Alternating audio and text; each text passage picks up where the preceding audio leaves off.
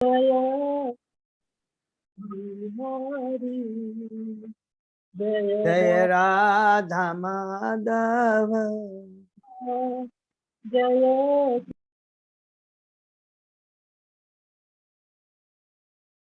माता जी आपका म्यूट हो गया है, अनम्यूट कीजिएगा। जय गोपी जन वल्लभ जय गिरिवर धारी जय गिरिवर धारी यशोदानंदन ब्रज जन रंजन यशोदानंदन ब्रज जन रंजन यमुना तीरा बनसारी जय राधा माधव जय कुंज बिहारी हरे कृष्ण कृष्ण कृष्ण हरे हरे हरे राम राम राम हरे हरे हरे कृष्ण कृष्ण कृष्ण हरे हरे हरे राम राम राम हरे हरे गोविंद बोलो हरि गोपाल बोलो राधा रमन हरि गोविंद बोलो हे राधा माधव राधे हे राधा गोपीनाथ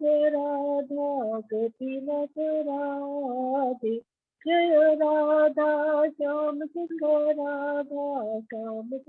राधे जय राधा कुंज बिहारी राधे जय राधा गोविंद राधे जय राधा दामोदर राधे जय जगन्नाथ बलदेवा जय सुभद्रा जय गौरानिताई जय गौरानिताई जय गौरानिताई निताई गौर हरि बोल हरि बोल हरि बोल हरि बोल जय जय प्रभुपाद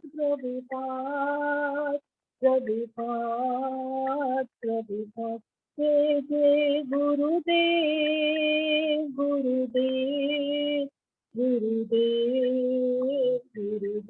हरि नाम संकीर्तन की जय श्री प्रभुपाद की जय। हरि बोल। बहुत बहुत हरे कृष्ण धन्यवाद प्रभु अनीता जी, माता, पंगत बहुत बहुत धन्यवाद हरे कृष्णा माता जी, प्रमिला माता जी। तो बहुत बहुत धन्यवाद अनीता मंडेलिया माता जी, बहुत ही सुंदर कीर्तन किया और सभी भक्तों ने अवश्य बहुत अच्छा कीर्तन किया होगा। अभी हम लोग मंगलाचरण करते हैं, ठीक है। ओम अज्ञान तिमिरांधस्य ज्ञानांजन शलाकया चक्षुरुन्मीलितं येन तस्मै श्री गुरुवे नमः। श्री चैतन्य मनोभीष्टं स्थापितं येन भूतले स्वयं रूप कदा मह्यं ददाति स्वपदान्तिकं।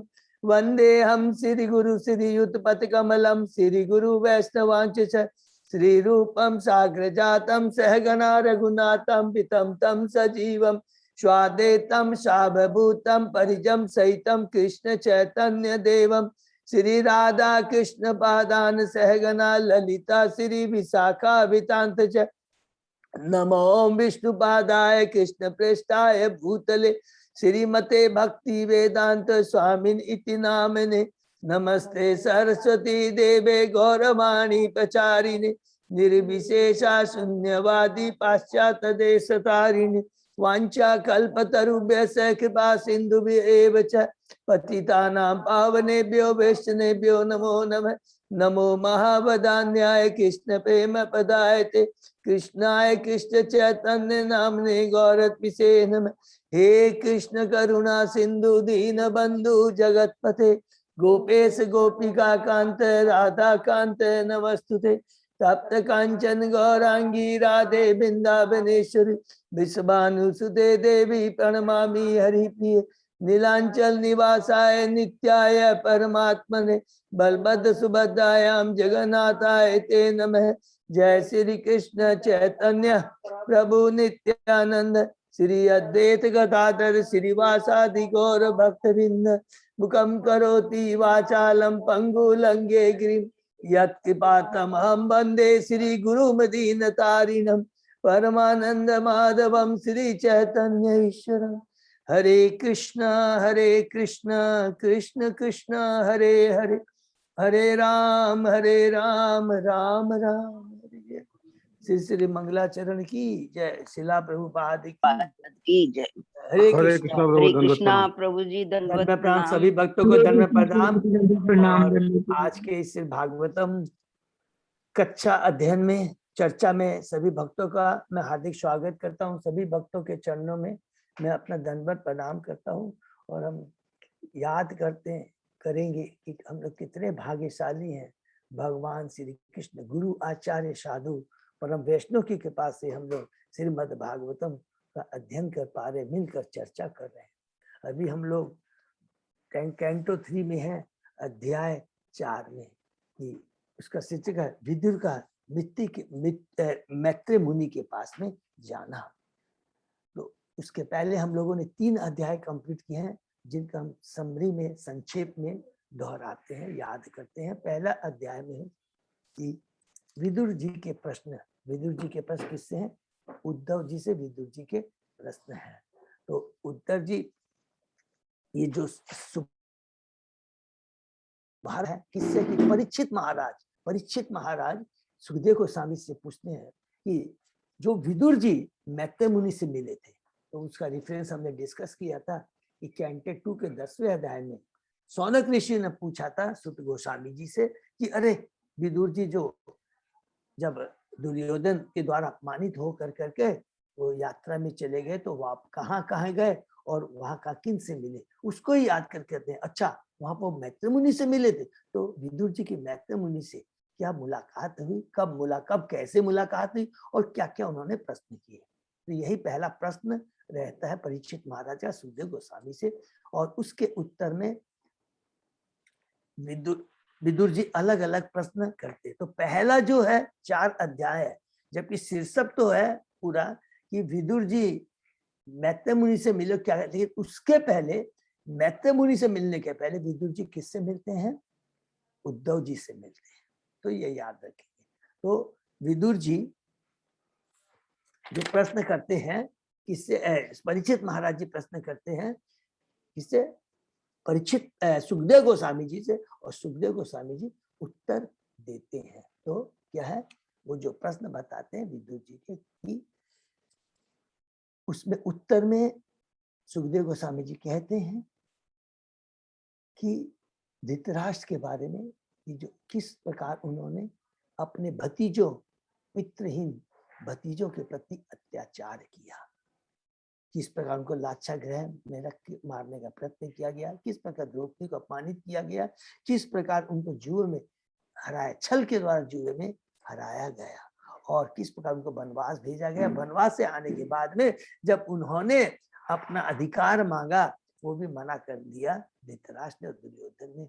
भगवान स्वयं श्री कृष्ण जाते हैं संदेश लेकर के, शांति संदेश लेकर के, उसका भी कोई असर धृतराष्ट्र और दुर्योधन को नहीं पड़ा, क्योंकि ये सभी लोग क्या है आध्यात्मिक दृष्टि से अंधे थे। और धृतराष्ट्र तो भौतिक दृष्टि से भी अंधा था, और आध्यात्मिक दृष्टि से तो अंधे सारे ही थे। दुर्योधन, दुशासन, कर्ण, सब आत्मिक दृष्टि से अंधे थे। स्वयं विदुर जी जाते हैं धृतराष्ट्र के पास में, कहते हैं, उनको समझाते हैं, अरे तुमने किसका संग कर रखा है? तुम्हारा पुत्र तो कुपुत्र है, जो कि सारे शुभ गुणों से वो विहीन हो चुका है। क्यों हो चुका है ये हमेशा याद है, क्योंकि वो भगवान श्री कृष्ण से घृणा करता है, ईर्ष्या करता है। ये सबसे बड़ा अपराध है। तो उसमें उसका कल्याण कैसे हो सकता है? जब इस तरह की बातें करते रहे तो विदुर जी वहां आते हैं, सॉरी दुर्योधन आ जाता है और जब ये सारी बातें सुनता है तो विदुर को बहुत कई तरीके से अपमानित करता है। तुम तो रखेल के पुत्र हो, हमारी रोटी पर तुम पल रहे हो और हमारे विरुद्ध बातें कर रहे हो। और इस तरह अपमानित करता है विदुर जी को। विदुर जी कुछ भी नहीं कहते हैं, तुरंत वहां से उठ जाते हैं और सीधा अपना शस्त्र जो रहता है धनुष को उठा करके हस्तिनापुर के बाहर रख देते हैं और वहां से तीर्थ यात्रा में चले जाते हैं। ये सब किसके थ्रू हुआ था? हमेशा याद रखिए कि भगवान की अंतरंगा शक्ति, योग माया, क्योंकि भगवान और भगवान के भक्त में जो भी लीला होती है उसमें बहिरंगा शक्ति का जरा भी लेस मात्र स्थान नहीं होता है। केवल भगवान और भगवान के बीच में अंतरंग शक्ति कार्य करती है और वो जो लीलाएं होती है वो बाहरी दृष्टि से तो हमको दिखता है अरे ये कैसे हो गया, लेकिन आंतरिक जो अंतरंग जो उसका आंतरिक जो मीनिंग अर्थ होता है वो कल्याण के लिए होता है हमेशा। तो विदुर जी ने वही ध्यान में सोच करके तीर्थ यात्रा में निकल गए। अलग अलग तीर्थ यात्रा का दर्शन करते हुए सरस्वती नदी को क्रॉस करते हुए यमुना तट पे आते हैं और वहां पर वो उद्धव जी से मिलते हैं। उद्धव जी का आलिंगन करते हैं और उद्धव जी से अलग अलग लोगों के बारे में, भगवान के भक्तों के बारे में प्रश्न करते हैं। कृष्ण बलराम कैसे हैं, वासुदेव कैसे हैं, प्रद्युम्न कैसे हैं, देवकी कैसी है। हरे कृष्ण प्रभु जी। हाँ माता जी। थोड़ा साउंड बढ़ाइए ना। अच्छा ठीक है माता जी। है तो किस प्रकार अलग अलग भगवान और भगवान के भक्तों के बारे में पूछते हैं। जब इस प्रकार वो प्रश्न करते रहते हैं तो उद्धव जी जब देखते हैं कि भगवान और भक्तों के बीच में बात हो रही है तो वो अपने दिव्य स्तर पर चले जाते हैं।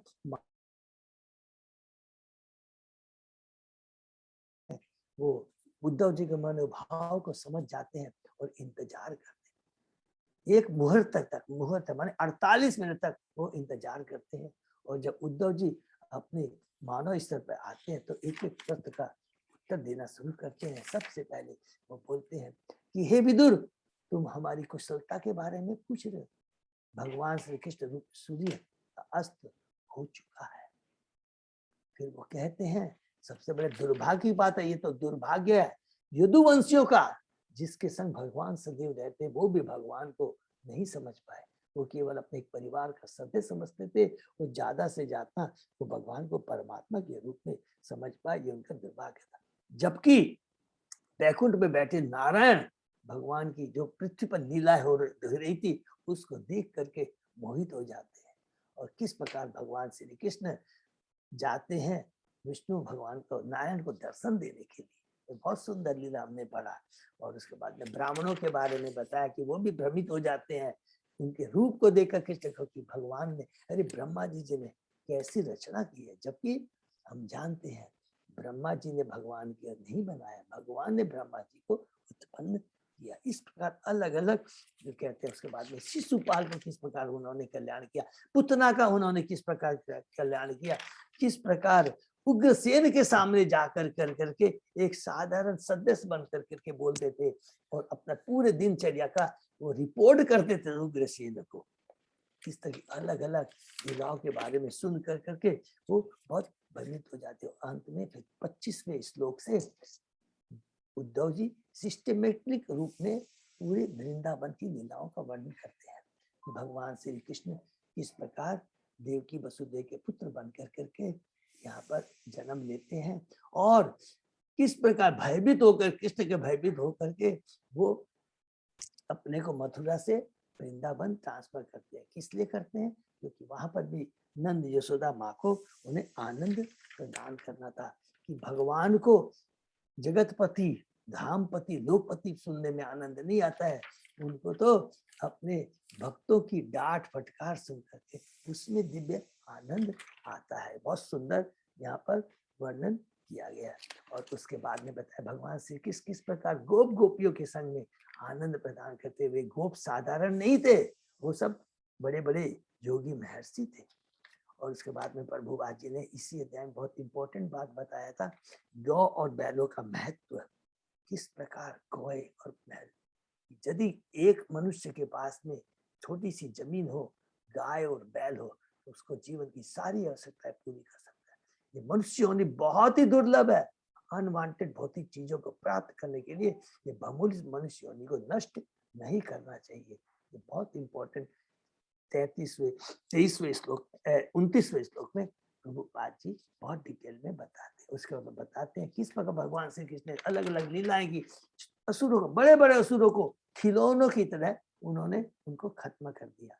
और किस प्रकार इंद्र ने मूसलाधार वर्षा की, तो उस लीला के माध्यम से किस प्रकार गोपियों पर उन्होंने 7 दिन तक पर्वत को उठा कर करके जिनकी जो इच्छाएं पूरी नहीं हुई थी गोपियों को, उसको पूरा किया। माने 7 दिन तक 24 घंटे दर्शन दिया। और कितना सुंदर दर्शन दिएगा कि भगवान श्री कृष्ण उठा के रखे गोवर्धन पर्वत को, और हर जो भी वृंदावन का, गोकुल का एक एक वासी भगवान के मुखारबिंद को देख सकता था। पीछे भी खड़े हैं वो भी भगवान का दर्शन करते। ये भगवान की अचिंत्य शक्ति थी। और किस प्रकार भगवान ने गोपियों के साथ में रास लीला किया, ये हुई वृंदावन के अंदर में भगवान की लीला। उसके बाद में हम लोग तीसरे अध्याय में प्रवेश करते हैं। वृंदावन के बाद भगवान की लीला है कि किस पर भगवान मथुरा पहुंचते हैं, कंस का वध करते हैं, सांदीपनि मुनि से वो शिक्षा ग्रहण करते हैं, 64 कलाओं को 64 दिन में सीख जाते हैं। और किस प्रकार गुरु दक्षिणा में वो सांदीपनि मुनि के पुत्र को यमराज से लेके आते हैं, क्योंकि गुरु भी जानता है कि ये कार्य केवल कृष्ण ही कर सकते हैं। और हमेशा याद रखेंगे, इसने जितने भी हमने पढ़ा है कि भगवान श्री कृष्ण ये कृपा करते हैं सांदीपनि मुनि पर, चेतन महाप्रभु ईश्वरपुरी के ऊपर में, केशव भारती के ऊपर में, ये सब कृपा करते हैं। रामचंद्र भगवान विश्वामित्र वशिष्ठ मुनि के ऊपर कृपा करते हैं। और कृपा कैसे की, हे प्रभु आप हमें अपना गुरु बनवा रहे हैं, ये आपकी सेवा हम ग्रहण कर रहे हैं, हमारे में कोई योग्यता नहीं है। ऐसा नहीं होता कि वो उनके मन में ये भाव रहता है कि कृष्ण के हम लोग गुरु बने। वो समर्पण रहते हैं कि ये आपने हमें सेवा दी है ये चीज करने। ये हमेशा याद रखेंगे, हमको कोई भी कार्य मिलता है, कोई भी प्रीचिंग का ये कार्य करना है, तो हमको अपना बड़ा नहीं समझना चाहिए। ये तो भगवान की असीम कृपा जो हमको सेवा मिली है, सेवा भाव से उसको लेना चाहिए। ये नहीं कि हमें इतना बड़ा पोस्ट मिला ये कार्य करने। ये बहुत इंपॉर्टेंट शिक्षा यहाँ पर कृष्ण भगवान सांदीपनि मुनि से शिक्षा लेकर के हमें बताते हैं, तो याद करते रहना किस प्रकार उन्होंने फिर रुक्मणी पर कृपा की। उसके बाद में अलग अलग रानियों को नागजी देवी, उसके बाद में 16,000 रानियों को किस प्रकार उन्होंने ब्याह रचाया, उनका कल्याण किया, एक एक कर करके हम लोगों ने सुना। और लास्ट में फिर हमने पढ़ा था कि जब कुरुक्षेत्र का युद्ध होता है, भगवान श्री कृष्ण द्वारका चले जाते हैं। वो हम लोग अलग से पढ़ेंगे सीक्वेंस में क्या कि किस प्रकार वो लीला करते हैं। जरासंध से घबरा करके, उसी से उनको कहा जाता है रणछोर भगवान। फिर जब वो द्वारका से फिर यहाँ पर आते कुरुक्षेत्र के युद्ध में पांडवों को मदद करने के लिए, किस प्रकार उन्होंने कुरुक्षेत्र युद्ध में पांडवों की विजय करवाते हैं। और दुर्योधन जब भी मारता है तो भगवान को खुशी नहीं होती। ये बहुत इंपॉर्टेंट पॉइंट है, याद रखिए। ये सब भगवान के अंश है। और उसके बाद में भगवान कहते हैं कि सारा मेरा कार्य तो पूरा हो चुका है, अब ये यदुवंशियों का मैं क्या करूं। यदुवंशी कहते हैं, यहाँ पर रूपा जी कहते हैं कि भगवान परम त्यागी हैं। वो यदुवंशियों को सोचते हैं कि उनका कार्य पूरा हो चुका था, अब इनको भी इस भौतिक धरा से पलायन करवाना है। तो यहाँ पर हमने 2 इंपॉर्टेंट पॉइंट पढ़े थे, पशु भार और प्रेम का भार। माँ का भार, माँ अपने बच्चे को गोद में लेती है। व्यापारी के पास जो संपत्ति होती है, ये प्रेम का भार होता है। असली भार तो होता है पृथ्वी के ऊपर, माँ के ऊपर में जब असुर वृत्ति के लोग अत्याचार करते, वो पशु भार है। इस प्रकार जो अधर्मी राजा हो गए थे, वो वास्तव में पृथ्वी के लिए भार थे। नहीं तो पृथ्वी इतने पर्वत सबको धारण करती है, मनुष्य तो केवल 5% है। इसके अलावा तो हमने पढ़ा कि 95% पशु पक्षी जीव अलग अलग तरह के 84 लाख हमने पढ़ा है। तो क्या पृथ्वी उस भार को उसके लिए कभी भी दुखी होती है? नहीं, वो तो प्रेम का भार है। वास्तविक दूर माँ के लिए, पृथ्वी के लिए, भक्तों के लिए सबसे बड़ा पशु भार क्या है?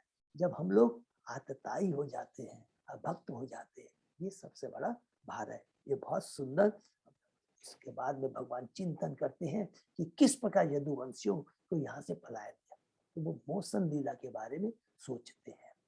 लेकिन उसके पहले वो क्या करते हैं, पहले युधिष्ठिर महाराज को गद्दी पर बैठाते हैं। उसके बाद में वो उत्तरा का हमने पढ़ा किस प्रकार उन्होंने कल्याण किया। उसके बाद में युधिष्ठिर महाराज को अश्वमेध यज्ञ कराया और उसके बाद में वो द्वारका वापस जाते हैं। जाकर कर करके अपनी रानियों के संग में उन्होंने कैसे गृहस्थ जीवन बिताया जाता है, ये बहुत सुंदर उदाहरण हम बद्रीयों के सामने पेश किया कि वहां पर रहते हुए भी वो ज्ञान पूर्ण ज्ञान में युक्त थे और परम वैरागी थे।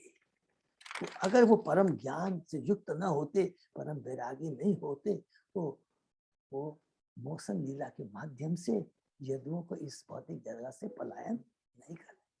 ये शिक्षा देने के बाद में बताते हैं, प्रभुपाद जी बताते हैं कि जो देवता देवलोक से जो आए थे उनको भगवान श्री कृष्ण उन्हीं लोगों को एक मौसम लीला के माध्यम से द्वारका से वो प्रभास क्षेत्र में लेके आते हैं और अच्छे से वो भोजन करते हैं, ब्राह्मण यज्ञ करते हैं, ब्राह्मणों को भोजन खिलाते हैं, सब कुछ दान देते हैं।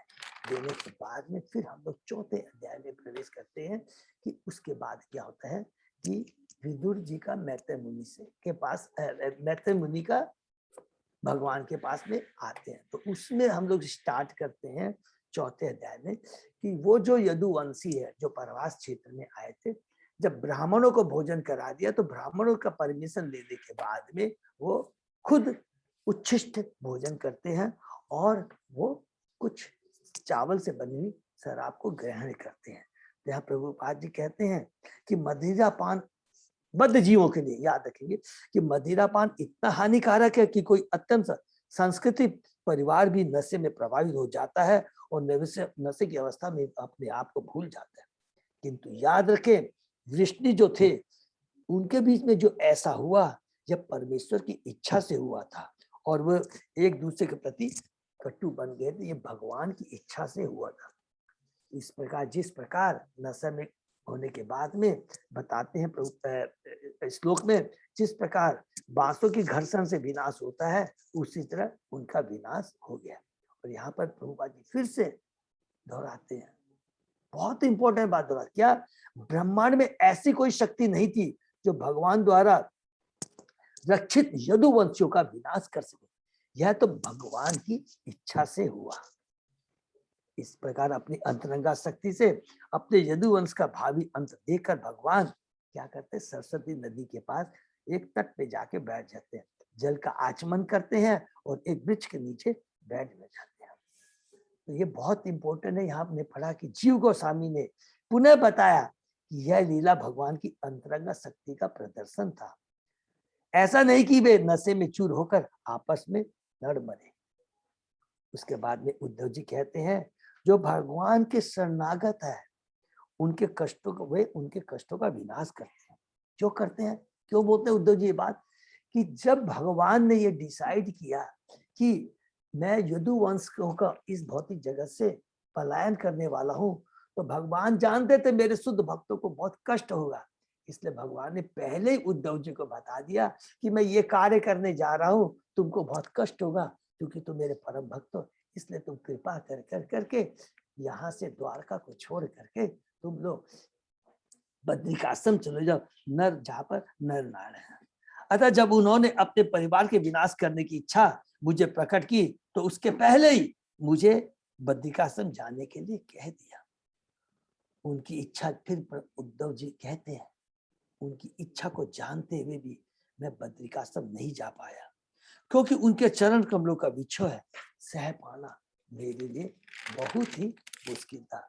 और इसी कारण उद्धव जी कहते हैं इस तरह जब भगवान ने यदुवंशियों को इस भौतिक जगह से माने भेज दिया, अलग अलग माने जो द्वारका के थे, द्वारका के धाम में जो उनके शाश्वत नित्य पार्षद थे उनको द्वारका धाम माने भगवान के धाम गोलोक धाम भेज दिया और जो देवलोक से आए थे उनको देवलोक में भेज दिया। जब भगवान अकेले हो गए तो मैं उनका पीछा करते हुए सरस्वती नदी के तट पर पहुंच गया। और यह बहुत सुंदर वर्णन है, हम लोगों ने पढ़ा। ये शांत मुद्रा में थे, उनका श्यामल शरीर था, उनके नित्य प्रातःकालीन उदय होते सूर्य के समान जो लाल रंग होता है जब सूर्य का उदय होता है, उस तरह उनके नेत्र थे। पीले रस में वस्त्र पहने हुए थे। यद्यपि उन्होंने सारे घरेलू सुख त्याग दिए थे, तथापि उस मुद्दा में अत्यंत प्रसन्न चित हो रहे थे। ये बहुत इंपॉर्टेंट पॉइंट है, हमने पढ़ा कल कि भगवान की मुद्दा के बारे में बताते हैं। सब कुछ उन्होंने पलायन हो गया था, यदुवंशियों को उन्होंने विनाश कह दे, जो भी कह दे कि वो यहाँ से चलेगा, तो भी भगवान प्रसन्न मुद्रा में। क्यों? यहाँ प्रभुपाद जी हमारे लिए एक बहुत बड़ी शिक्षा देते हैं। क्या? भगवान नित्य एवं सदैव आनंदमय रहते हैं, इसलिए उनके द्वारा किसी वस्तु को त्यागने तथा स्वीकार करने में कोई अंतर नहीं है। अब भगवान इस ब्रह्मांड को त्यागने तथा किसी अन्य ब्रह्मांड में जाने के लिए तैयार थे। वो तो इस ब्रह्मांड में एक लीला करने आए थे, अब वो दूसरी ब्रह्मांड में जाकर वही लीला, क्योंकि भगवान की लीलाएं, भगवान के जीने अवतारों की लीलाएं सब लोग याद रखेंगे। असंख्य ब्रह्मांड वो लीलाएं चलती रहती है, शाश्वत रूप से चलती रहती है।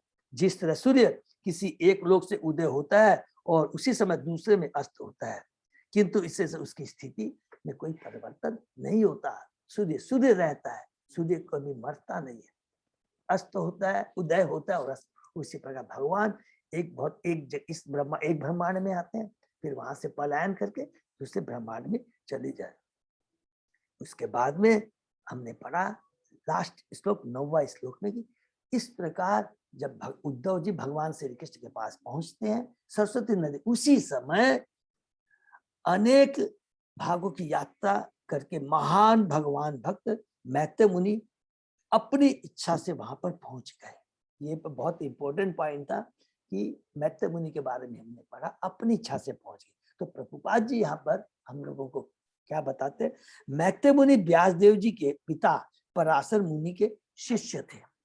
मैत्रेय एक विद्वान दार्शनिक थे, किंतु शुद्ध भक्त नहीं थे। अतः उस समय उनकी भगवान से भेंट किसी अज्ञात सुकृति अर्थात अज्ञात भक्ति के कारण हुई होगी।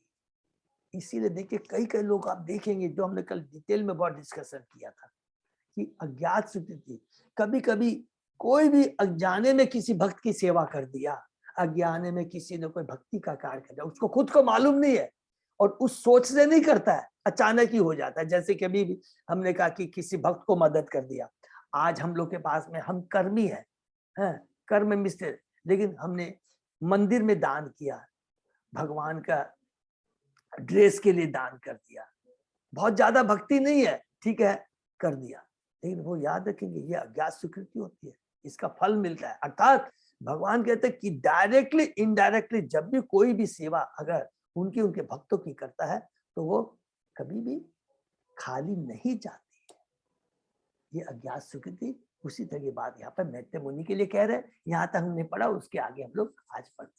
ओम नमो भगवते वासुदेवाय, ओम नमो भगवते वासुदेवाय, ओम नमो भगवते वासुदेवाय। नारायण नमस्कृत्य नरं चैव नरोत्तमं देवी सरस्वती व्यासं ततो जयम् उदीरये। नष्टप्रायेषु अभद्रेषु नित्यं भागवत सेवया भगवती उत्तम श्लोके भक्ति भवति नैष्ठिकी। आराधयो भगवान ब्रजेश तनय ततदाम वृंदावनम रमया काचित् उपासना व्रजवधु वर्गेण्य कल्पिता। श्रीमद् भागवतम प्रमाणम अमलम प्रेमापुमर्तो महान श्री चैतन्य महाप्रभो मतम इदम तत् आदरो न पर। हरे कृष्ण कृष्ण कृष्ण हरे हरे, हरे राम राम राम हरे। कैंटो 3 अध्याय 4 विदुर का मैत्रेय के पास जाना, श्लोक नंबर 10 से। Thank you so much. तो 10 नंबर श्लोक से हम शुरू करते हैं। तस्य अनुरक्तस्य मुने मुकुंद प्रमोद भाव आनंद कनधरस्य आश्रीवण तो माम अनुराग हास समीक्षया विस्मयत उवाच। मैत्रेय मुनि उनमें भगवान में अत्यधिक अनुरक्त थे और वे अपना कंधा नीचे किए प्रसन्न मुद्रा में सुन रहे थे। मुझे विश्राम करने की अनुमति देकर भगवान मुझसे मुस्कुराते हुए तथा विशेष चित्तवन से इस प्रकार बोले। देखिए कितना इंपॉर्टेंट बात है यहाँ पर इस श्लोक में बता रहे हैं कि मैत्रेय मुनि का क्या भाव है और भगवान का मैत्रेय मुनि के प्रति क्या भाव है और भगवान का उद्धव के प्रति क्या भाव है। मैत्रेय मुनि बड़े एकदम नीचे कंधा नीचे की प्रसन्न मुद्रा में एकदम भगवान को एकदम माने सम्मान देते हुए उनसे सुन रहे थे। लेकिन विदुर उद्धव जी के बारे में कहते हैं भगवान ने उनको एकदम आराम से विश्राम की अनुमति देकर और भगवान मुस्कुराते हुए केवल उद्धव की तरफ ध्यान देकर करके बोल रहे। तो तात्पर्य में क्या बोलते प्रभुपाद जी, यद्यपि उद्धव तथा मैत्रेय दोनों ही महात्मा थे किंतु भगवान का ध्यान उद्धव पर अधिक था क्योंकि वे निष्कलंक शुद्ध भक्त थे। ज्ञान भक्त अर्थात वह जिसकी भक्ति एकत्ववाद के दृष्टिकोण से विस्तृत होती है, शुद्ध भक्त नहीं होता। यद्यपि मैत्रेय भक्त थे किंतु उनकी भक्ति मिश्रित थी। भगवान दिव्य प्रेम के आधार पर अपने भक्तों से प्रतिदान करते, इसको अंडरलाइन करते। भगवान दिव्य प्रेम के आधार पर अपने भक्तों से प्रतिदान करते हैं, ज्ञान या सकाम कर्मों के आधार पर नहीं। भगवान की दिव्य प्रेमा भक्ति में एकत्ववाद ज्ञान अथवा सकाम कर्म के लिए कोई स्थान नहीं होता। ज्ञान का योग इसका कोई स्थान नहीं होता भगवान में कि तुम कितने ज्ञानी हो, तुम कितने बड़े योगी हो, कितने बड़े तुम कर्मी हो, सकाम कर्मी हो, तुम्हारे पास कितना धन है, यश है। भगवान को उससे देना देना नहीं होता। वृंदावन की गोपियां न तो परम विद्वान थी न योगी थी, उनमें भगवान के लिए रागानुराग प्रेम था, अतः वे उनके प्राणाधार बन गए और गोपियां भी उनकी प्राणाधार हो गई। श्री चैतन्य महाप्रभु ने भगवान के साथ गोपियों के संबंध को सर्वोत्कृष्ट माना है। यहाँ पर उद्धव के प्रति भगवान का दृष्टिकोण मैत्रेय मुनि की अपेक्षा अधिक घनिष्ठ था। तो देखिए ये जो श्लोक है ना, बहुत इंपॉर्टेंट श्लोक है जिसमें हमको प्रभुपाद जी अल्टीमेटली ये बताते हैं कि भगवान की शुद्ध भक्ति ही परम है। ज्ञान कर्मी कर्म मिश्र भक्ति, ज्ञान मिश्र भक्ति, योग मिश्र भक्ति, ये सब बेकार है। क्यों बेकार है? हम लोग ने बहुत पढ़ा भगवत गीता में, लेकिन अभी थोड़ा सा फिर याद कर। कर्म मिश्र भक्ति में क्या होता है कि जैसे जैसे बहुत बड़े जैसे करोड़पति होते हैं, वो उनका उद्देश्य क्या रहता है कि ज्यादा से ज्यादा मुझे धन कमाना, प्रोप्राइटरशिप वाला भाव रहता है। और वो ऐसा नहीं कि भक्त नहीं है, समय समय पर वो जाके सेवा भी करते हैं, मंदिर में जाते हैं, ये करते हैं, ये भगवान कहते हैं। लेकिन भाव उनमें क्या रहता है? प्रोप्राइटरशिप का भाव रहती है, मुझे ज्यादा से ज्यादा। ज्ञान मिश्र भक्ति में क्या रहता है? वो भगवान को अपने हिसाब से एनालाइज समझने का प्रयत्न करते हैं, दार्शनिक चिंतन के माध्यम से, बड़ी बड़ी स्टडी करके एनालिसिस के भाव, चिंतन का भाव रहता है। तो उनमें भी समर्पण भाव नहीं रहता। और योगी की बात तो छोड़ दीजिए, योगी में सबसे बड़ी क्या भाव होता है? कंट्रोलरशिप का। कर्मी में क्या होता है? प्रोप्राइटरशिप का। और योगी में कंट्रोलरशिप का। तो हमने देखा है कि जैसे दुर्वासा मुनि, वो देख रहे, उनमें क्या भाव रहता है? ऐसे नहीं कि वो भक्त है, भगवान के भक्त है, लेकिन उनमें कंट्रोलरशिप और बड़े क्रोधित रह जाते हैं। अगर उनका नहीं होता तो वो क्रोधित हो जाते। तो भगवान को ये सब मजा नहीं आता, अच्छा नहीं लगता। लेकिन जो भगवान के शुद्ध भक्त होते हैं वो पूर्ण रूप से समर्पण रहते हैं। वो कभी ये नहीं सोचता कि मेरे में कितना ज्ञान है, धन है या नहीं। वो केवल पूर्ण रूप से भगवान पे समर्पित रहते हैं कि जो कुछ है मेरा कृष्ण जय। जैसे वृंदावन की गोपियां, उदाहरण के लिए हम लोग कभी भी प्रैक्टिकली देखे हैं कि माँ का एक जो बच्चा रहता है, जो 2-3 साल का रहता है, वो बच्चे का माँ के प्रति भाव और माँ का बच्चे के प्रति भाव सोचिए। और जब बच्चा बड़ा हो जाता है, उस समय उस बच्चे का भाव और माँ का उसके प्रति भाव क्या होता है? जब वो 2-3 साल का बच्चा रहता है, और पूर्ण रूप से माँ पर समर्पित रहता है। थोड़ा भी डर हुआ, कुछ भी हुआ, तुरंत माँ के पास दौड़ के चला जाता है और माँ उसको गले लगा देती है। ये हुआ पूर्ण समर्पण, जो कि गोपियों का और वृंदावन के वो। और जैसे ही वो बड़ा बच्चा हो जाता है, वो सोचता है कि क्या अब मैं अपनी रक्षा कर सकता हूँ। वो सोचता है कि अब मेरे में ये ताकत है, मेरे में बुद्धि आ गई है, ज्ञान आ गई। तो माँ का भी उसके प्रति उसी तरह का रहता है। तो माँ के यदि 2 बच्चे, छोटा 3 साल का बच्चा है, उस समय माँ का समर्पण ध्यान ज्यादा रहता है। क्यों? वो भगवान माँ के ऊपर पूर्ण समर्पित रहता है वो बच्चा। लेकिन जब बच्चा बड़ा हो जाता है, सोचता है कि नहीं अब मेरे में ज्ञान आ गया, बुद्धि आ गई, शक्ति आती है, तो माँ का भी उसके प्रति, ऐसा नहीं कि प्रेम नहीं है, प्रेम जरूर है, लेकिन प्रेम का स्तर एक दूसरे के प्रति 100% थोड़ा सा भिन्न होता है। सेम चीज हरे होता है। कृष्ण प्रभु। हाँ प्रभु। ओन्ना बेले सुन्नम। हरि बोल। अन्य अभिलाषा सुनिए, ज्ञान कर्म आदि अनादि, बिल्कुल एकदम परफेक्ट। अन्य अभिलाषा सुन, जिसमें ज्ञान योग कर्म का जरा भी लेस मात्र नहीं होता है। तो ये चीज बहुत इंपॉर्टेंट श्लोक है, इसको ध्यान करना है। तो हमारा भाव क्या होना चाहिए? यहाँ से शिक्षा क्या मिलती है? कृष्णा मैं मूर्ख हूँ। स्वयं चैतन्य महाप्रभु कहते हैं कि मैं तो अनाड़ी हूँ, मेरे गुरु ने मैं को मूर्ख जान करके मुझे खाली हरे कृष्ण मंत्र का जप करने के लिए। जिस दिन हमारे मन में आ गया कि मेरे को बहुत बड़ा ज्ञान आ गया, समझ लीजिए वो भक्ति में रुकावट हो जाएगी।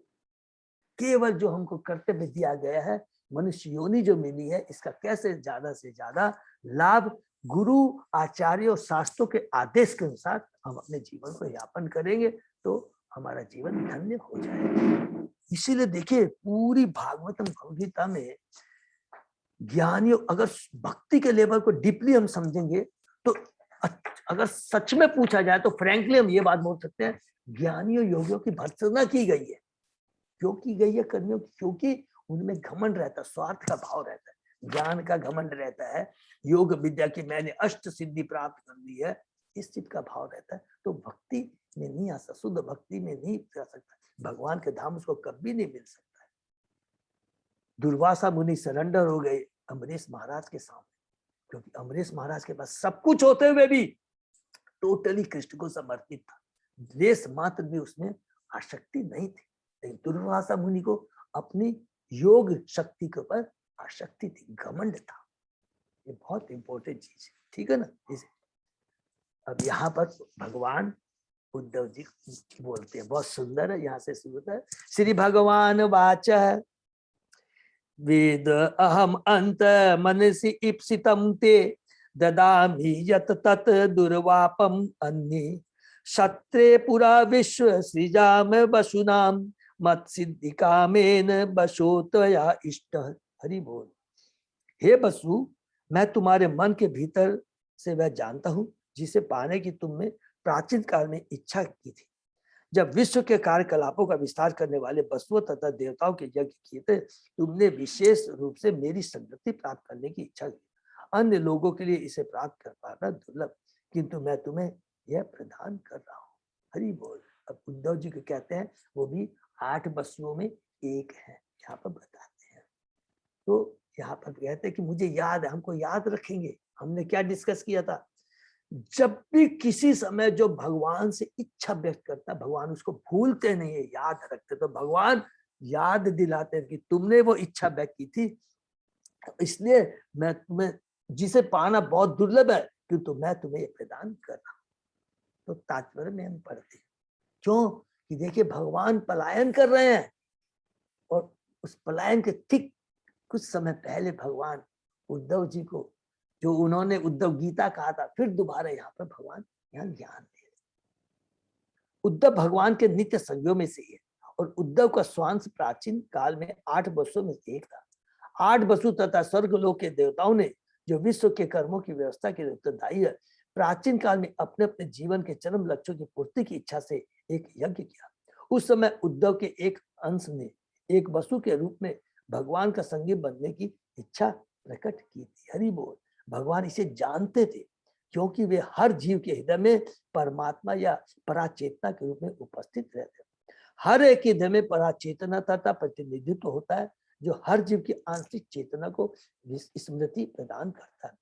आंशिक चेतना के रूप में जीव अपने विगत जीवन की घटनाएं भूल जाता है, किंतु पराचेतना माने परमात्मा उसे स्मरण कराती है कि ज्ञान के विगत अनुशीलन से किस तरह कर्म किया जाए।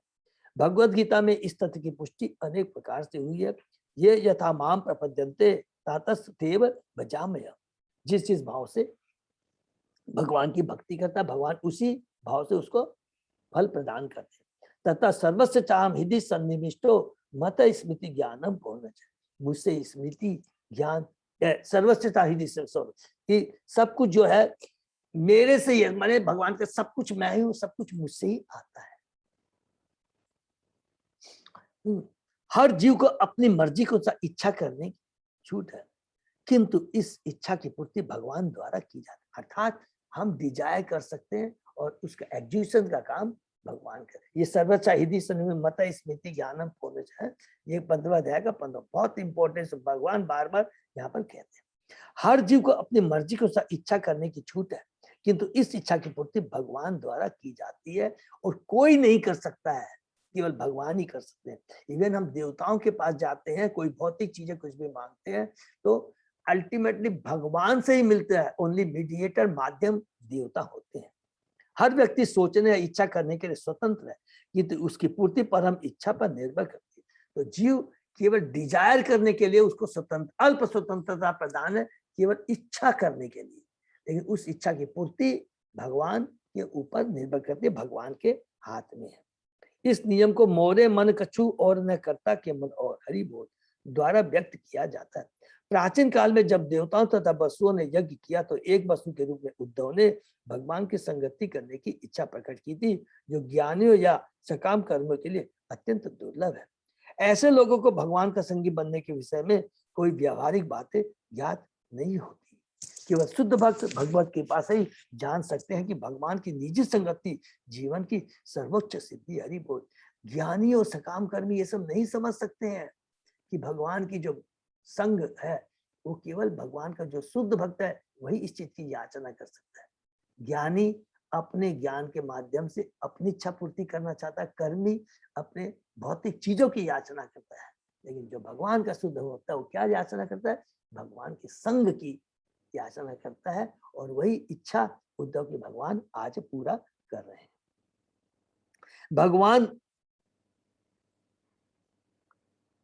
भगवान ने उद्धव को आश्वासन दिया कि वे उनकी इच्छा पूरी करेंगे। ऐसा प्रतीत होता है कि जब भगवान ने संकेत द्वारा उद्धव को इसकी सूचना दी तो महर्षि मैत्रेय भगवान की शक्ति प्राप्त करने की महत्ता से अंत में अवगत हो गए। हरि बोल। तो ये मैत्रेय मुनि चूंकि वहां पर आ जाते हैं, मैत्रेय मुनि को भी ये चीज समझ में आ जाता है। नेक्स्ट, शैष साधो चरमो भवानाम आसादित ते मत अनुग्रहे यत माम नृलोकान रह उत्सृजन्तम दृष्टया वदृश्यवान विशद अनुवृत्तया। हे साधु, तुम्हारा वर्तमान जीवन अंतिम तथा सर्वोपरि है। देखिए भगवान कह रहे हैं उद्धव जी को, तुम्हारा ये अंतिम है ये भौतिक जगत में, क्योंकि तुम्हें इस जीवन में मेरी चरम कृपा प्राप्त हुई है।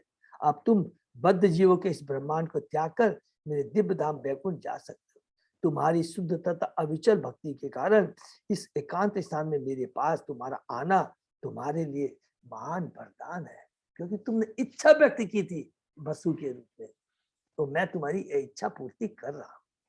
तात्पर्य, मुक्त अवस्था को प्राप्त पूर्ण जीव द्वारा जितना भगवत ज्ञान प्राप्त किया जा सकता है, उससे जब वह पूर्णतः अवगत हो लेता है तो उसे आध्यात्मिक आकाश में प्रवेश करने दिया जाता है, जहाँ वैकुंठ लोक विद्यमान है। भगवान एकांत में इस ब्रह्मांड के निवासियों की दृष्टि से अंतर्धान होने के लिए बैठे हुए थे, और ऐसे समय भी उनका दर्शन करने और इस तरह वैकुंठ में प्रवेश करने के लिए उनकी अनुभूति पाने के लिए उद्धव भाग्यवान थे। हरि बोल। भगवान सदैव सर्वत्र रहते हैं और उनका प्राकट्य अंतर्धान होना किसी विशेष ब्रह्मांड के निवासियों का अनुभव मात्र है। वे सूर्यवत है, माने सूर्य के समान है, जो हमने अभी कई बार डिस्कस कर लिया। सूर्य आकाश में प्रकट या अंतर्धान नहीं होता, यह तो लोगों का अनुभव है कि सूर्य प्रातः काल उदय होता है और सायंकाल अस्त हो जाता है। भगवान एक ही समय बैकुंठ में तथा बैकुंठ के भीतर तथा बाहर सर्वत्र रहते हैं, खुद रहते हैं। अपने अवतारों के माध्यम से भगवान सर्वत्र विराजमान है। अपनी शक्ति के माध्यम से, अपने अंशावतारों के माध्यम से स्वयं खुद भगवान आकर करके सब जगह भगवान रहते हैं। पूरा मया प्रोक्तम अजाय नाभ्ये पद्मे निस्नणाय मम आदि सर्गे ज्ञानम परम मत महिमा अवभाषम यत् सूर्य भागवतम वदंती। हरि बोल।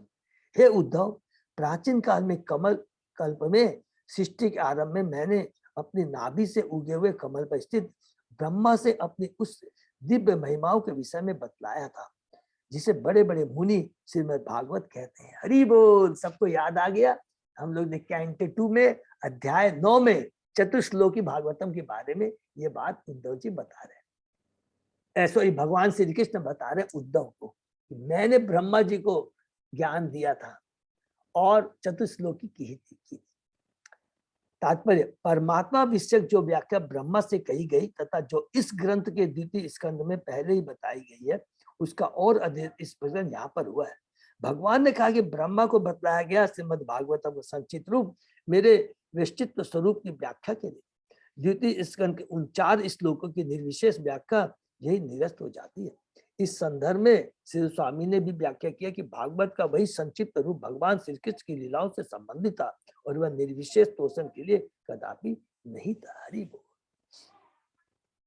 नेक्स्ट, इति आदृत उक्त परमस्य पुंस प्रतिक्षण अनुग्रह भाजनो अहम इसने उत्तरोमा स्खलित अक्षरतम मुंचन सुच प्रांजलि आवभाष। उद्धव ने कहा, हे विदुर, जब मैं भगवान द्वारा प्रतिक्षण कृपा भाजन बना हुआ था और उनके द्वारा अति स्नेह पर संबोधित किया जा रहा था, तो मेरी वाणी रुककर आंसुओं के रूप में बह निकली और मेरे शरीर के रोंगटे खड़े हो गए। अपने आंसू पोंछकर और दोनों हाथ जोड़कर मैं इस प्रकार बोला। जब भगवान कहते हैं कि भगवान की इतनी बड़ी मेरी पर कृपा हो, तो उद्धव जी कहते हैं कि मैं अपने को रोक नहीं पाया, मेरी आंखों से प्रेम के आंसू बह गए और फिर उनको पोंछकर तो भगवान से मैं हाथ जोड़कर बोला, कोनु ईसते पाद सरोज भाजाम सुदुर्लभो अर्थेषु चतुर्षु अपि तथा अपि न अहम प्रणोमि भूमम भवत पद अम्बोज निषेवन उत्सुक। हे प्रभु, जो भक्तगण आपके चरण कमलों की दिव्य प्रेमा भक्ति में लगे हुए हैं, उन्हें धर्म, अर्थ, काम तथा मोक्ष इन 4 पुरुषार्थों के क्षेत्र में कुछ भी प्राप्त करने में कोई कठिनाई नहीं की। किंतु हे भूमन, जहां तक मेरा संबंध है, मैंने आपके चरण कमलों की प्रेमा भक्ति में ही अपने को लगाना श्रेयकर माना है। हरि बोल। तो धर्म, अर्थ, 4 पुरुषार्थ के बारे में बता रहा है, जो कि हमने शुरू में ही पढ़ा था कि भागवतम इसको क्या है, रिजेक्ट कर दे रहा है। उसके बारे में यहाँ बता है। तात्पर्य, जो लोग बैकुंठ में भगवान के सानिध्य में हैं, वे भगवान के सारे शारीरिक गुण प्राप्त कर लेते हैं और भगवान विष्णु जैसे ही प्रतीत होते हैं। ऐसी मुक्ति सारूप्य मुक्ति कहलाती है, जो 5 प्रकार की मुक्तियों में से। तो 5 प्रकार की मुक्ति सबको मुक्ति मालूम है हम लोगों को। सालोक्य, सारूप्य, साष्ठी, सामीप्य और सायुज्य। ठीक है ना। साष्टी का मतलब हो गया भगवान जैसे ऐश्वर्य। शालोक माने बैकुंठ में भी अलग उसी लोक में। सारूप्य में भगवान जैसा ही रूप है। ठीक है ना। और सामीप्य में भगवान के बगल में। और सायुज्य का मतलब है भगवान में विलीन हो जाना। क्योंकि सायुज्य क्या है, ये चीजें स्पिरिचुअल सुसाइड। कोई भी भक्त ये इस तरह की मुक्ति नहीं चाहता। भगवान की दिव्य प्रेमाभक्ति में लगे भक्तगण सायुज्य मुक्ति को कभी भी स्वीकार नहीं करते, जो ब्रह्म ज्योति में तादात्म्य है, अर्थात ब्रह्म ज्योति में विलीन होना। भक्तगण न केवल मुक्ति प्राप्त कर सकते हैं, अपितु धर्म, अर्थ तथा काम के क्षेत्र में स्वर्ग में स्थित देवताओं के स्तर की कोई भी सफलता प्राप्त कर सकते हैं। किंतु उद्धव जैसे भक्त को ऐसी समस्त सुविधाएं स्वीकार नहीं है। शुद्ध भक्त एकमात्र भगवान की सेवा में लगा रहना चाहता है, वह अपने निजी लाभ पर विचार नहीं करता। ये उद्धव जी बता रहे हैं। कर्माणि अनिश्चय भव अभवश्य ते दुर्गाश्रयो अथ हरिभयात पलायन काल आत्मनो यत प्रमदा आयुत आश्रम स्व आत्मन रते किद्यति धी विदाम हिय। हे प्रभु, विद्वान मुनियों की भी बुद्धि विचलित हो उठती है जब वे देखते हैं कि आप समस्त इच्छाओं से मुक्त होते हुए भी सकाम कर्म में लगे रहते हैं, अजन्मा होकर भी जन्म लेते हैं, अजय काल के नियंता होते भी शत्रु भय के पलायन करके दुर्ग में शरण लेते हैं तथा अपनी आत्मा में रमण करते हुए भी आप अनेक स्त्रियों से घिरे रहकर गृहस्थ जीवन का आनंद लेते हैं। हरि बोल। तो उद्धव जी याद करते हैं कि अब भक्तों की तो बात छोड़िए, भक्त लोग भी भ्रमित हो जाते हैं, आपकी इसी कृपा से मोहित हो जाते। तो एक एक चीज बता रहे हैं कि किस प्रकार की आप अजन्मा होकर भी जन्म लेते हैं। भगवान के अजन्मा का मतलब है उनका कोई भौतिक जन्म नहीं होता है, वो जो जन्म लेते हैं उनका दिव्य होता है, आध्यात्मिक शरीर लेकर के। यहाँ पहला, अजय काल के नियंता होते भी शत्रु भय से पलायन करके दुर्ग में शरण लेते हैं। किसकी बात कर रहे हैं? कि जरासंध से। अरे जिस आप इतने सर्वशक्तिमान है फिर भी आप लीला करते हैं, जरासंध से डर कर करके भाग जाते हैं, द्वारका चले आते हैं तथा अपनी आत्मा में रमण करते हुए आप अनेक स्त्रियों से घिरे रह गृहस्थ जीवन का आनंद लेते हैं। जो कि हम लोग ने पढ़ा है कि द्वारका में भगवान किस प्रकार एक गृहस्थ जीवन का किस प्रकार सुंदर वहां पर जीवन यापन करते हैं। 16,108 उसी को उद्धव जी याद करते हैं। भगवान के सुख तात्पर्य, भगवान के सुख भगवान के दिव्य ज्ञान विषयक दार्शनिक चिंतन से बहुत अधिक वास्ता नहीं रखते। बार बार यहाँ प्रभुपाद जी एक ही चीज है, ज्ञानी योगियों और कर्मियों की क्या इन्हें बताते हैं कि भगवान के भक्त को उनसे कोई लेना देना नहीं होता है। नहीं, भगवान का पूर्ण ज्ञान प्राप्त कर पाना संभव है। उन्हें भगवान के विषय में जो भी अल्प ज्ञान रहता है वह उनके लिए पर्याप्त होता है, क्योंकि भक्तगण भगवान की दिव्य लीलाओं के संत कीर्तन से ही तुष्ट होते हैं। इसका मतलब क्या हुआ? ज्ञान से हमारा प्योरिफिकेशन नहीं होता है, भक्ति से हमारा प्योरिफिकेशन होता है। और व्हाट इज भक्ति? भगवान के नाम गुण रूप लीलाओं का श्रवण कीर्तन स्मरण ही भक्ति है, कि वह खाली ज्ञान प्राप्त करना। ज्ञान और विज्ञान अर्थात हमारी चेतना में परिवर्तन आता है भगवान के नाम गुण लीलाओं का श्रवण कीर्तन स्मरण करने से। इससे उन्हें समस्त दिव्य आनंद मिलता और उसी में भक्त को दिव्य आनंद मिलता है।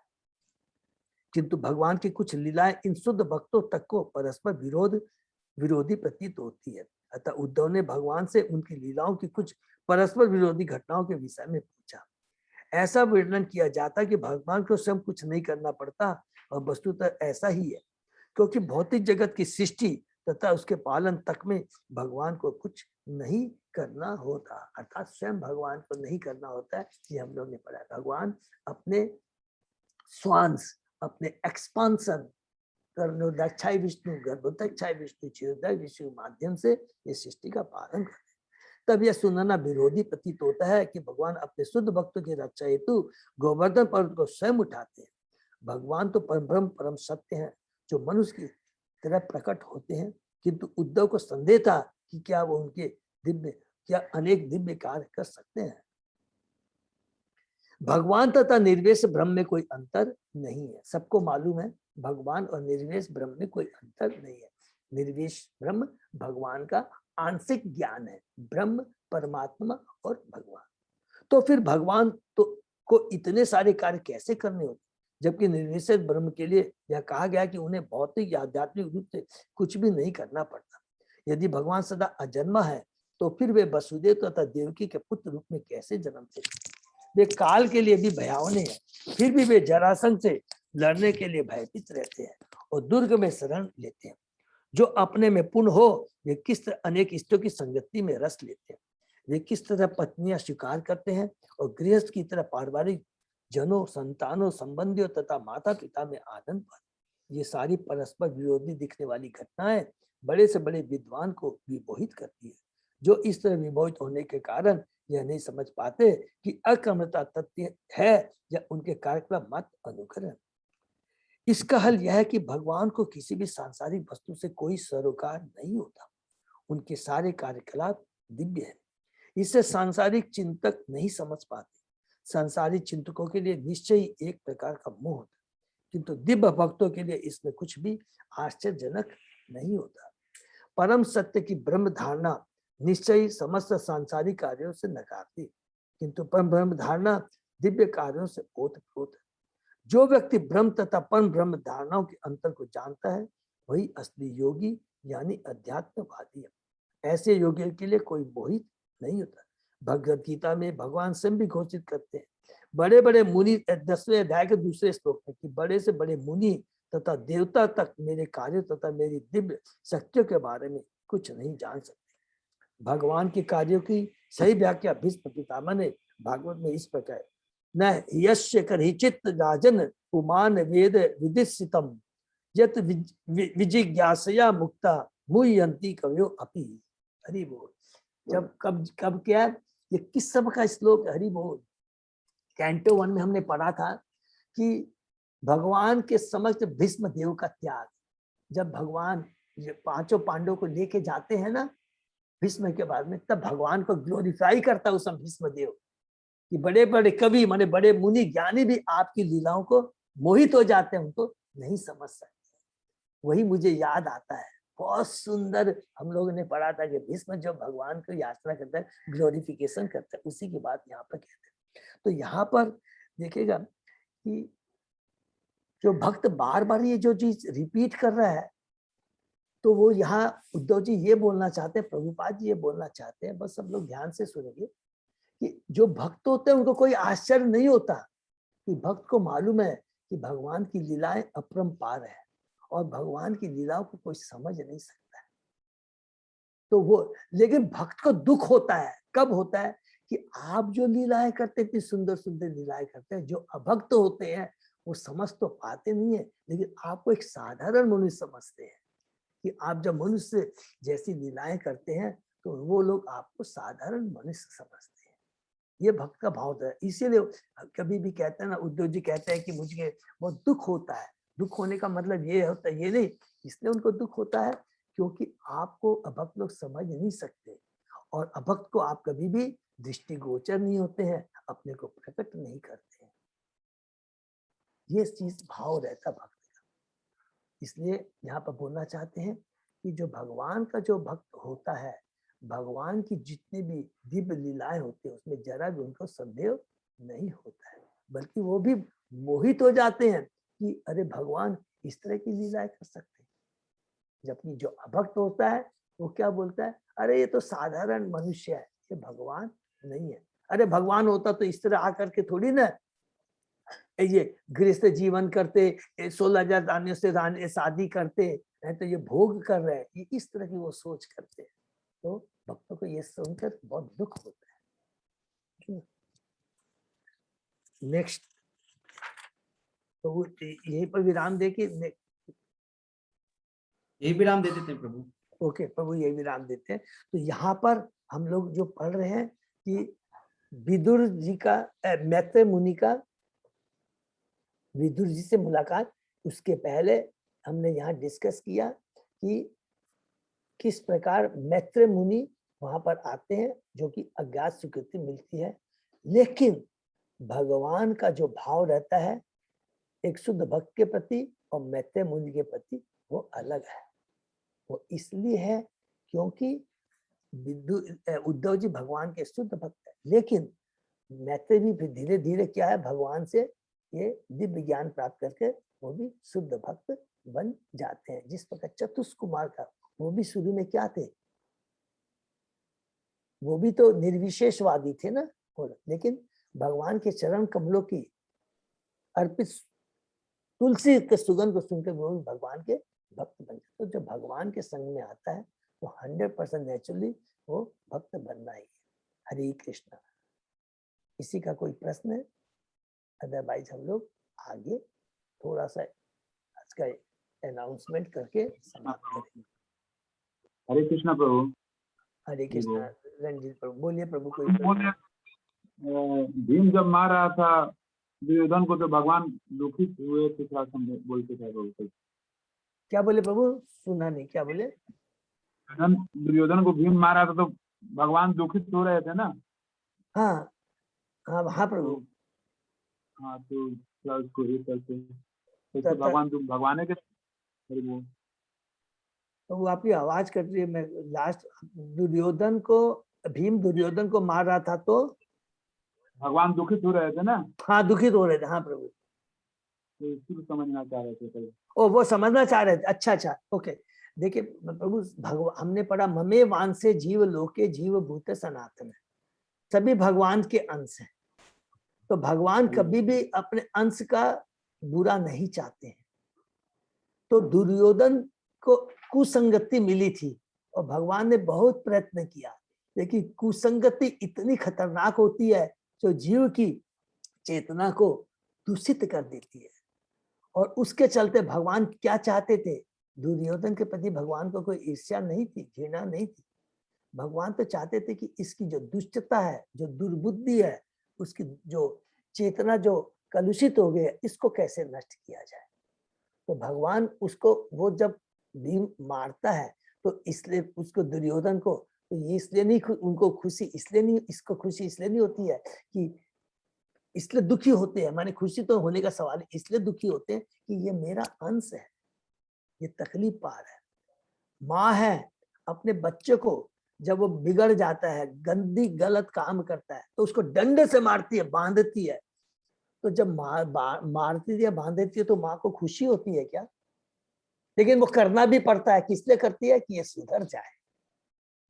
उसी तरह भगवान सोचते हैं कि दुर्योधन के प्रति को ये दंड मिल रहा है, इससे उनको खुशी नहीं होती है, लेकिन वो करना भी पड़ रहा है उनको, जिससे कि उसका आगे वो और गलत कार्य न कर बैठे।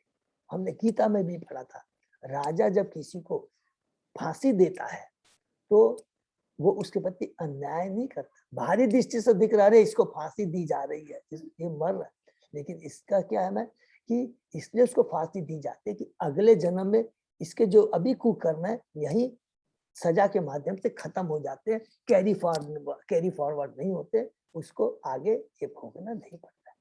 ठीक है प्रभु। तो ये दुखी तो होते हैं, लेकिन भगवान को उसके कल्याण के लिए करना पड़ता है, और दुखी इसलिए होते हैं क्योंकि वो उनका अंश होता है। ठीक है ना? हरे कृष्णा।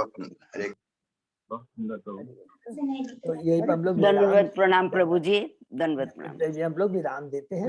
और हरे कृष्णा प्रभु हरे जी। कृष्णा। दंडवत अजय प्रभु कोई भी अनाउंसमेंट है प्लीज?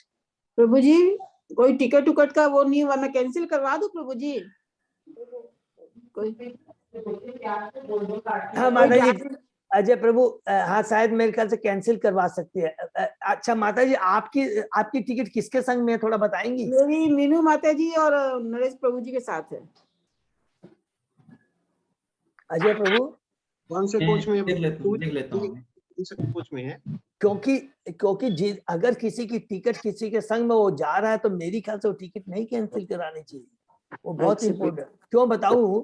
हाँ प्रभु जी। क्योंकि फोटो आइडेंटिटी कभी मांग लेगा तो मुश्किल हो जाती है, तो ये बहुत जरूरी है। ये इसी का बार बार लालच ठीक है प्रभु जी, कोई बात नहीं। तो नहीं कर नहीं, एक बार अजय प्रभु से खाली पूछ लेंगे, नहीं होगा तो फिर आप कैंसिल करा दीजिएगा। बता देता हूँ आज। बता, क्योंकि मैं उसी टिकट की खोज कर रहा हूँ जो जाना चाहते हैं, लेकिन उसके संग में अगर कोई रहे, उसीलिए मैंने क्या है कि नहीं अच्छा है, 5 टिकट है प्रभु जी हम लोग एक साथ। हाँ 5 टिकट एक है ना। हाँ। तो वैसे ही मैंने कहा कि वीरेंद्र गोयनका प्रभु जी के पास में भी 5 टिकट है, तो 5 टिकट है तो वो 2 जन वो जा रहे हैं, तो मैंने कहा बिल्कुल कैंसिल मत कराइए, क्योंकि उसके संगे 3 जो डिवोटी आराम से जा सकते हैं बिना रिस्क के।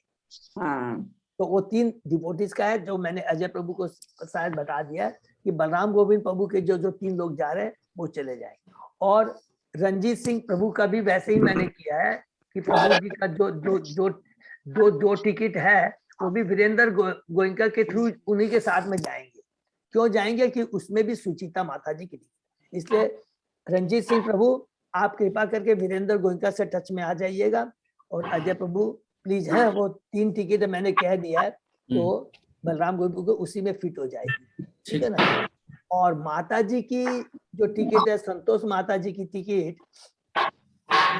को और दरकार है तो देख लेंगे, नहीं तो फिर माता जी कैंसिल है, वो भी तो सिंगल टिकट ही एक्चुअली हो रही है ना, नहीं, उनके सिंगल टिकट एक जन ही मतलब खाली हो रहा है। हाँ मैं अकेली, हाँ प्रभु। अकेली हाँ, एक सिंगल टिकट अकेली है, तो वो ठीक है। अकेले कोई एक सिंगल भक्त जाना चाहेंगे तो फिर उसको एडजस्ट करना पड़ेगा। अगर प्रभु जी, single- मधु और रेखा बोल रहे थे, उनकी टिकट नहीं हुई थी उस समय। रेखा माता जी, मधु माता जी। आपकी माता जी भी फोन की थी कोई टाइम पे।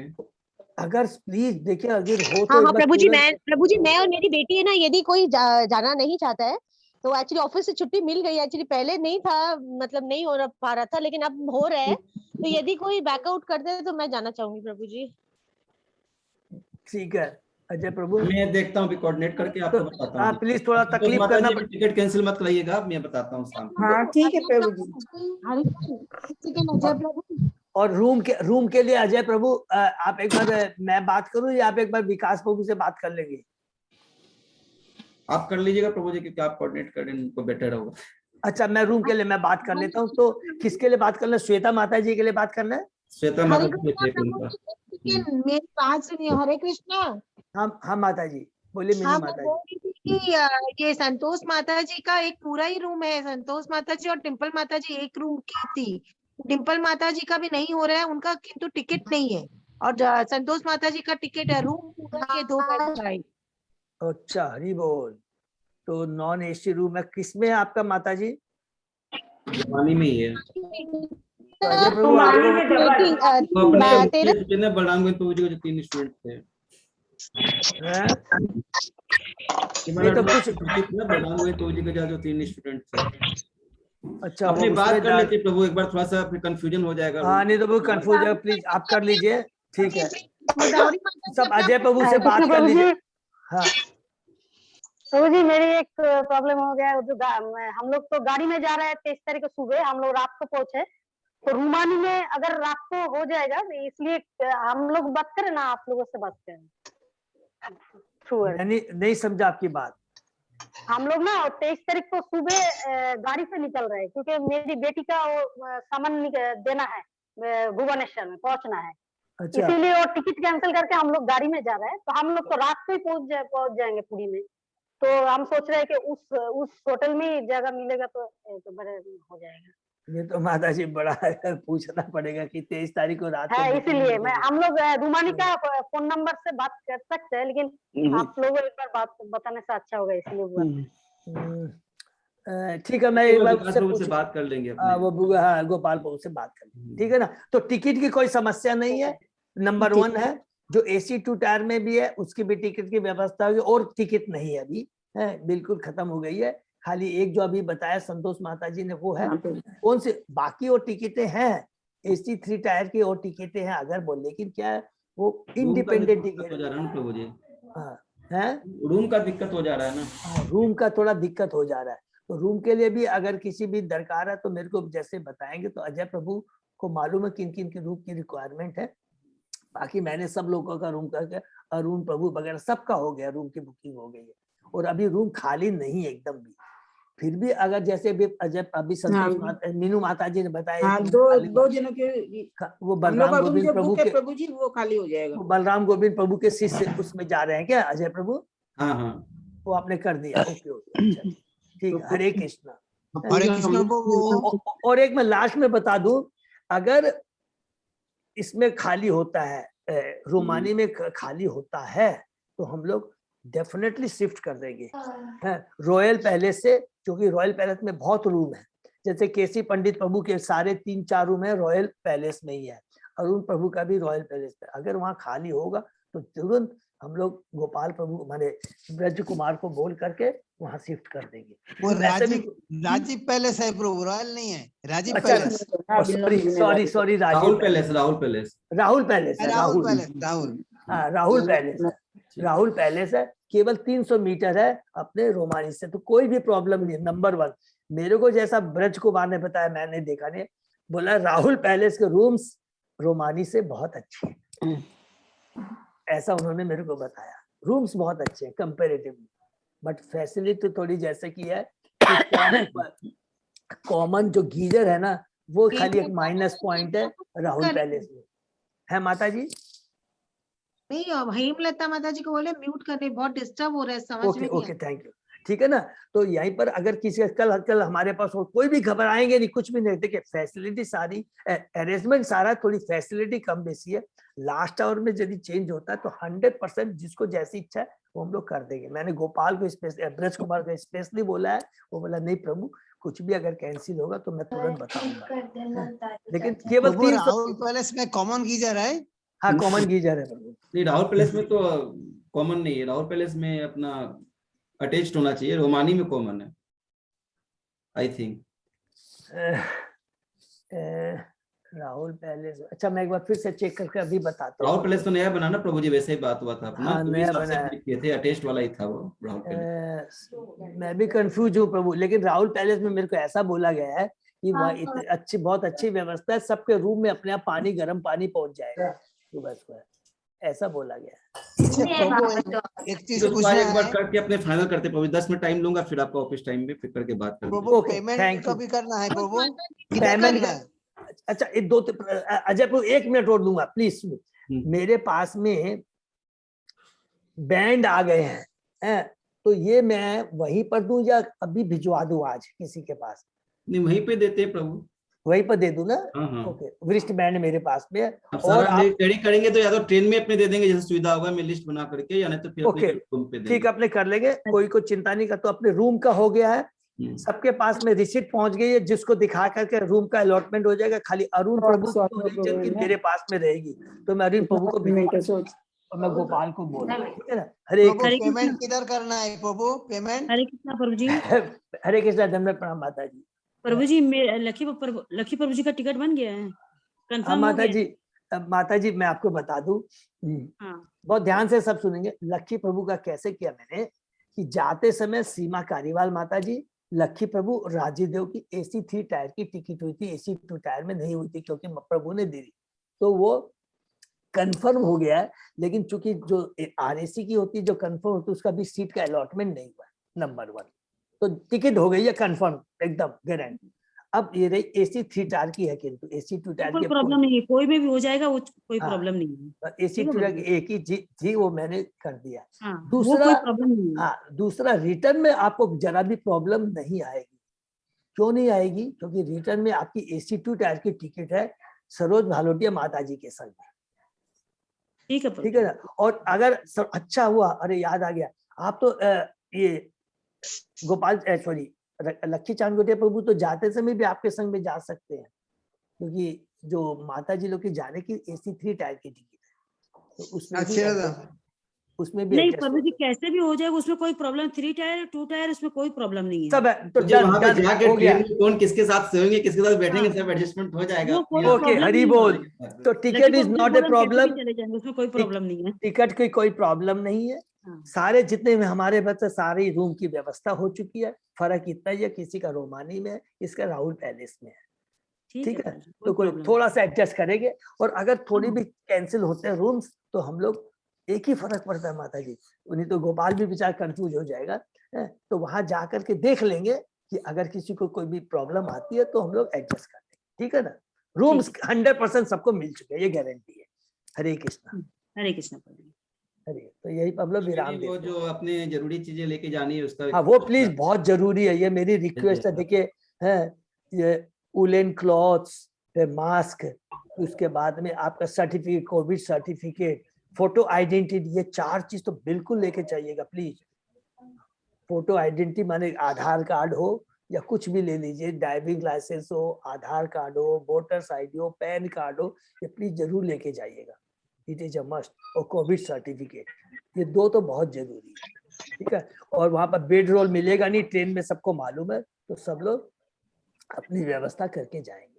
अजय प्रभु और कुछ इम्पोर्टेंट इसमें जो मैंने लिख दिया था, पोस्ट कर दिया है मैंने ऑलरेडी। प्रभु जी ट्रेन कौन सी है? ट्रेन कौन सी है? पूरी एक्सप्रेस क्या ट्रेन का नाम?